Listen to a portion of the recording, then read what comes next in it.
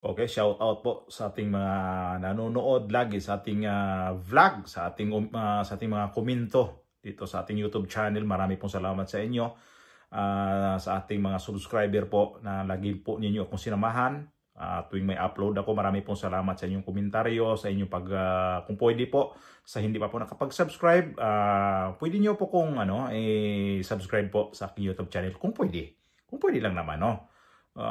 Para samahan nyo po ako lagi kapag may upload po ako. At marami pong salamat ulit sa mga baguhan at sa mga dati na pong mga nag-subscribe po sa aking YouTube channel na hanggang ngayon nandyan po kayo. Marami pong salamat ulit kasi hindi ko, para sa akin hindi sapat yung magpasalamat talaga ko sa inyo.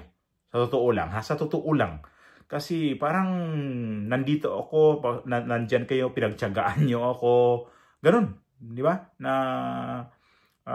hindi ho biro na para sa akin na sino ba ako? Na nandyan kayo lagi, na nagtatyaga sa aking mga video na pinapanood ninyo, nagko-comment kayo, nagda-like kayo, nag-subscribe kayo, lahat-lahat na. So, yun. Ito pala, ito yung bigyan natin reaction. Oy, ingat po tayong lahat ha. Sa nanonood po sa ating YouTube channel, kung saan man po kayong panig dito sa ating mundo, ingat po kayo. Lahat po tayo mag-iingat, hindi lang ako, kayo lahat, tayo lahat. Ito yung gawan ko na reaction na itong nalalapit na rally, itong Iglesia ni Cristo. Itong ano yata to, no? 16, 17, 18, kung hindi ko nagkakamali, ay nalalapit na talaga. So anong pitsa na ngayon? Dito sa amin ngayon 10 pa lang kasi gabi. Bukas 11. So bukas is Tuesday. So ito yung magiging reaction ko dito sa PNP na ang una nitong i-deploy dapat ay nasa ano yata 9,000 yata. Yun eh. Itong rally ng Iglesia ni Cristo. Pero ngayon nag-increase. Alam niyo kung ilan na ang i-deploy nila ng PNP para sa rally itong INC na 3 days ang kanilang gagawin na pagra-rally dyan sa may Lunita. Nag-increase ng 6,000. So magiging 15,000 na ang kanilang i-deploy na mga pulis. Ano to, sabi ko, gigirahin lang ang INC. Kung ano talaga to, kung titingnan nila kung hindi sila kabado dito sa Iglesia ni Cristo na sasabayan pa yata ng dalawang religious group. Ang pagkakaalam ko ay mayroon ko napanood na balita niya na sa social media ay sasabayan ho ito ng ibang religious group. Ang pagkakaalam ko, unang-una INC at itong JIL at saka KOJC. So, ito palang tatlo ang na-confirm ko ngayon na mukhang magsasanib puwersa ito sa nalalapit na rally itong ito yung sinasabi na Ayan, i-flash ko lang ayan ko lang sa screen yung sinabi ng Inquirer ba 'yon? Ayan. So, ito yung sinasabi ko. Ang PNP ngayon, ang gobyerno natin ngayon, kabado ba dito sa mangyayaring INC rally? Kasi 3 araw ito eh. So ito yon ang sinasabi. Na di ba nabanggit ko to sa nauna kong vlog na sinisiraan ang INC nito. Pilit nilang pinanghihinaan loob ang iba nito. Kasi kesyo daw bayaran at tukoy ko na kung sino ang nagsabi nito. Ito yung vlogger na ito yung bayaran na vlogger, di umano. Hindi ko na pangalanan, ipapakita ko na lang sa inyo itong reaction ni itong dating broadcaster na si Ili Saludar na nag-react siya dito sa tao na to. Matindi pala talaga ang binitawang mga salita nitong tao na to. May siya eh. Itong tao na to parang nakikita ko na mayroon din hindi maganda sa kanya pag-iisip ha. Ba't dito kinasuhan? Ipasok ko muna itong reaction ni Ili Saludar na patungkol ho dito sa tao na to. Hoy, atin lang ho nga bablangkahin at siguro maganda linawin ho natin. Itong pinagsasabi ng isang vlogger na Alfred Mark Guzman na kung saan nagpapakalat po ng kasinungalingan laban po sa Iglesia ni Cristo. At partikular itong kanyang binibigyan po ng akusasyon, maling mga balita at siyempre detalye, ay ito hong napaulat na isasagawang peace rally ng Iglesia ni Cristo. At na kung saan ay sinasabi niya, peace rally niya, ano ba yan sa iglesia? O ito, panoorin niyo natin at atin ho itong hihimayin ng komentaryo. Pero ang iglesia, ang kunwari, peace rally, anong peace rally? Ispisin yung mukha nyo. Ang tanong, anong ipinaglalaban ninyo? INC. Hindi naman peace rally talaga yan eh. Ang sigaw ninyo, BBM resign. Baka nakakalimutan nyo ang separation of church and the state. Ang batas na yun. Hindi nga kayo binubuwisan eh, no? Dapat sa inyo, binubuwisan na eh. Wala nga tax ang religion dahil dun sa batas na yun at sa prinsipyong yun. Pero nakakalimutan ninyo yun. Kaya nga, ang tanong, may direktang epekto ba sa inyo ang investigasyon ng flood control? Ng ibang anomalya? May direktang epekto ba sa inyong reliyon? Ang tingin ko, wala naman eh. Makukulong ba si Eddie Eddie Manalo? Ed Manalo ba yan? Hindi naman, di ba? Tanong bakit? Tulad na sinabi ko, dalawa lang yan. Kung walang direktang epekto, magkano? Yan ho, at napakinggan nyo yung mga napakamaling akusasyon at malisyoso. Ito hong pahayag, apektado raw ba tayo ng flood control? Dito yung mga ginagawang investigasyon. Oo. Itong si Alfred Mark Guzman, saan ka man nakatira? Taga-Pilipinas ka ba? Lahat po ng mga Pilipino na miyembro po ng Iglesia ni Cristo ay apektado rin nitong epekto ng flood control project na kung saan ay imbes na hindi bumabaha, talagang, di ba, nalulunod po sa baha yung taong bayan. So, napakalaki po ng kasinungalingan at ngayon ay iniintriga niya na ito hong sinasabi na kung hindi naman makaka-apekto mismo sa Iglesia ni Cristo itong flood control at hindi naman daw ipakukulong itong si Ka Eduardo Manalo, ano raw ang sinasabi niya? Magkano raw? Meron siyang insinuasyon na tila parang binayaran na yan po ay kahit kailan. Alam nyo, sa mga nakalipas pa na mga administrasyon, ay wala po ng bahid ng anumang mga kung ano-ano mga bayaran na ibinibigay sa iglesia kapalit ho ng mga pagsuporta sa mga kandidato o kung sino man. At dito ho mga kababayan, dito po sa isyong ito, ang isa po sa layunin po ng INC ay ito po'y panawagan para po sa transparency at accountability sa gobyerno. Anong ibig sabihin nito? Transparency na kailangan ho ay maisaiwalat ng lahat yung ginagawang investigasyon at maging ito hong ICI nga Di ba yung Independent Commission for Infrastructure, wala nga transparency. Di ba hindi transparent? Bakit to? Hindi ho natin alam kung ano nangyari sa loob ng ICI building Ano ba yung mga tinanong dito po ng mga commissioner ng ICI? Ano ba ang ginawang sagot? Ng mga resource person na kanilang ipinatawag? Wala ho So, wala pong transparency. Hindi transparent yung investigasyon. Tapos ngayon, mag-recommend sila na kung ano ng mga ganitong investigasyon na kung saan ay ire-recommend lang ho sa ombudsman. At ito ho, yung accountability. Pananagutan. Sino na ba ang nanagot? Wala pa rin naman ho wala pa ho nakukulong. Ito, ang pinakahuli lang ho na nangyari ay nagrekomenda po ang ICI dito po sa ombudsman. Tapos yung ombudsman, mag-iimbestiga na naman. Naku, madidelay na naman ho ito. Mga kababayan, kaya base po sa mga ulat ay magsasagawa na po ng kilos protesta ang Iglesia ni Cristo at ito po ay mangyayari sa Nobyembre 16 hanggang 18.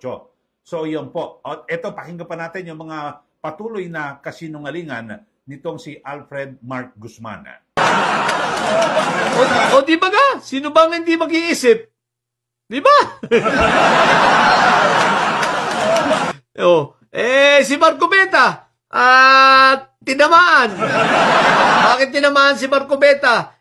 Siyempre, baka pumiyok daw sila Diskaya. Isipin mo, naniningil ng 1 bilyon, 120 milyon na naibay. O baka naman may gusto kayong ma-recover lang o makuha pang ibang kayamanan ng Diskaya. What the heck? Anyway, yun lang.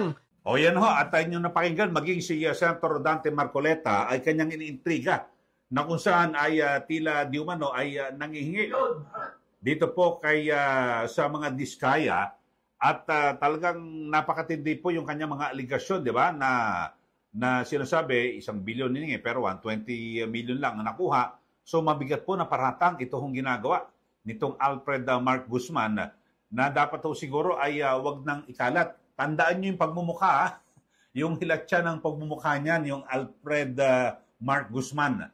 Pag nakita nyo yan sa kalye, pitikin yung ilong. O, di ba? Naghahasik po ng kasinungalingan eh. Na alam nyo ho, dapat ho, tayo po sa social media, ay kaya nga nababansagan ho na nagpapakalat ng fake news eh. Dapat ipakalat ho natin yung tama, yung katotohanan, para tayo po makatulong sa mamamayan, di ba? O ito, panoorin at pakinggan nyo pa rin ho yung isa pa hong kasinungalingan nitong si Guzman. Yun.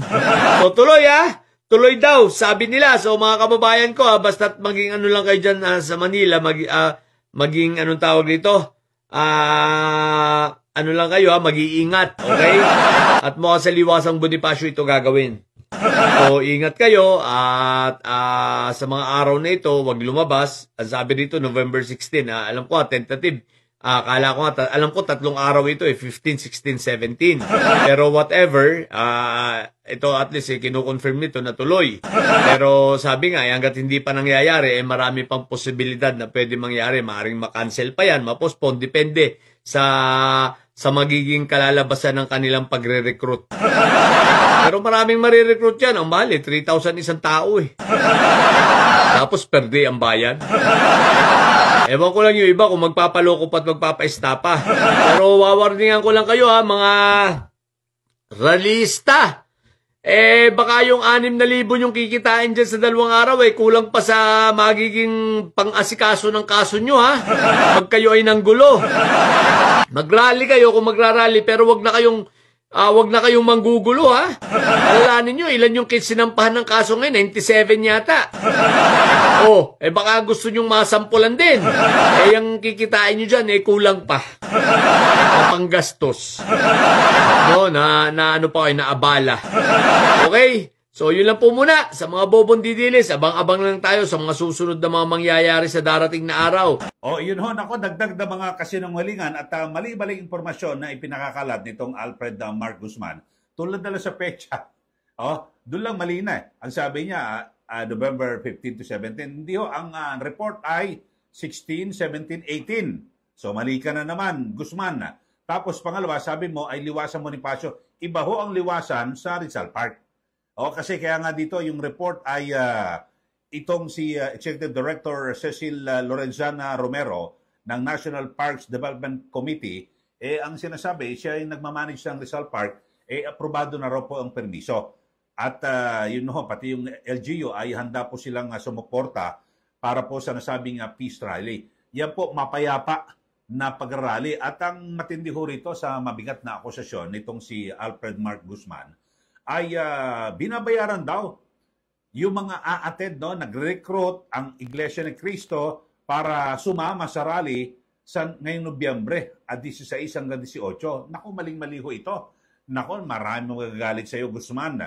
Yung mga kahanib na Iglesia ng Cristo, alam niyo ho ba na ni minsan, wala hong binabayaran ang INC. Bakit to? Alam niyo ho, sa INC, sa Iglesia ng Cristo, lahat po ng mga dumadalo, halimbawa may mga ganyang event, may mga gagawin na sabi natin, may tuturing ho ito na kaisahan Alam niyo, kapag nagpasya po ang pamamahala ng Iglesia ni Cristo na dumalo dito sa ganitong event, matik po yan.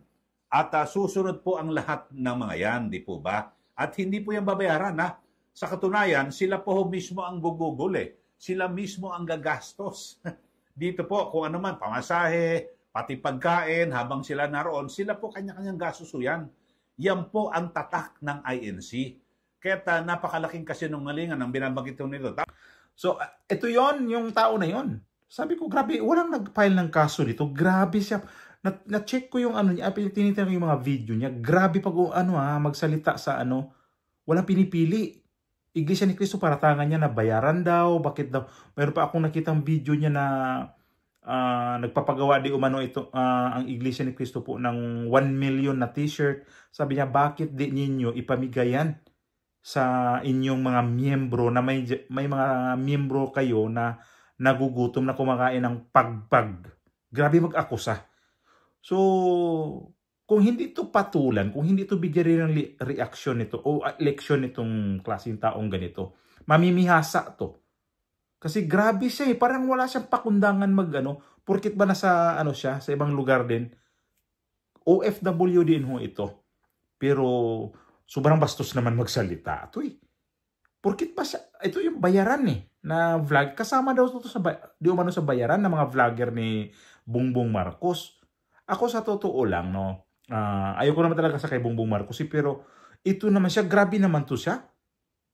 So, sige. Kung gusto mo talagang talagang ngudnguran tayo sa putikan, di ginagawa mo sa mga Duterte, ginawa mo sa ibang mga kaalyado ni Duterte, gano'n na rin gagawin namin dito kay Bongbong Marcos na yung kinakampihan mo to kasi bayad ka. Hindi mal naman to tao na to Ito yung kalaban din ng isang nasa TikTok. Hindi ko na napangalanan din. Kasi kinukontent niya lagi itong tao na to Itong nasa TikTok nga. Kilala niyo na kung sino yan na tinitira niya itong isang... Itong isa naman nasa Facebook ito lagi. Ito sila nagtitirahan diyan sa kanilang social media. Pero nabastusan ako. Kaya sinagot siya ni Ili Saludar sa patungkol ho dito sa sinasabi niya na itong Iglesia ni Cristo na pinaratangan na bayad. Ang dami niya mga sinasabi, sinisiraan niya ng husto ang Iglesia ni Cristo. Magkano ang bayad? 3,000 ang sinasabi niya. INC magbabayad ng 3,000 para lang sila puntahan sa nagrarally. Nabanggit ko na to, di ba? Bakit magbabayad ang INC ng 3,000? So, atin halimbawa ng mga tao dyan ng milyon, babayaran nila ng 3,000 kada isa niyan? Salbahe itong tao na to. Grabe. Sobra. Kabastos. Ito nga, kung anong religion mo, ako, nagsisimba ko sa Katoliko, sabi ko. Nagsisimba ko sa Katoliko, ikaw kung Katoliko ako, anong Katolika ka? Kung ano yung relihiyon mo, may pakialam ba ngayon ang mga karamihan sa Katoliko? Wala. Dito sa nangyari ngayon sa flood control. Wala. Buti nga itong INC lalabas ito sa kalye ngayon. Na naglabas ng sentimiento, na naglabas ng kanilang saloobin, na hindi na maganda ang nangyayari ngayon. Pero ang Katoliko, ano nangyari ngayon? Yan ang binayaran. Ang mga Katoliko, karamihan ng mga pare dyan, tsaka madre, mga obispo. Yan ang binabayaran sa gobyerno. Di mo alam yan? O nagbulag-bulagan ka lang din? Yan ang papel ngayon kasi itong Katoliko, alam naman natin kung anong nito. Dati, alam sila sa mga ganyan. Ngayon, tahimik. Para sa mga media ba? Sobrang tahimik. Kasi sila ang bayad. Ang INC, mas mayaman ho yan sa Katoliko. Ang pera ng INC nandyan sa Pilipinas. Ay Katoliko. Ang daming naghihirap na mga Katoliko kasi nga, ay nako, di ko lang sabihin kung anong papel din ng mga Katoliko na mga nasa religion. Sila nga yung mga sobrang bastos Di ba na-flash ko yung pare na yun na sobrang bastos na tinawag ng mga demonyo ang mga senador? Ito nga INC, nagtawag ba sila mga demonyo kung sino mga ang dapat tawagin ng demonyo? Wala. Hindi tayo makarinig sa kanila. Kaya ngayon, itong gobyerno to, nayanig na, sobrang takot na ngatog na tuhod. Kasi 15,000 ang ipapalay. Kung gigirahin ba sila ng INC? Bakit? Ganyan karami. Peace rally ho ang INC, hindi o yan, makipaggira sa inyo. Mantakin mo naman 9,000, 9,000. Una, 9,000. Tapos nagiging ngayon 15,000. Samantala yung mga naapektuhan ng bagyo na i-rescue doon, wala kayong pinapadalang ganyan karaming tao para ma-rescue yung mga tao kaagad-agad doon. Yung mga pulis na yan.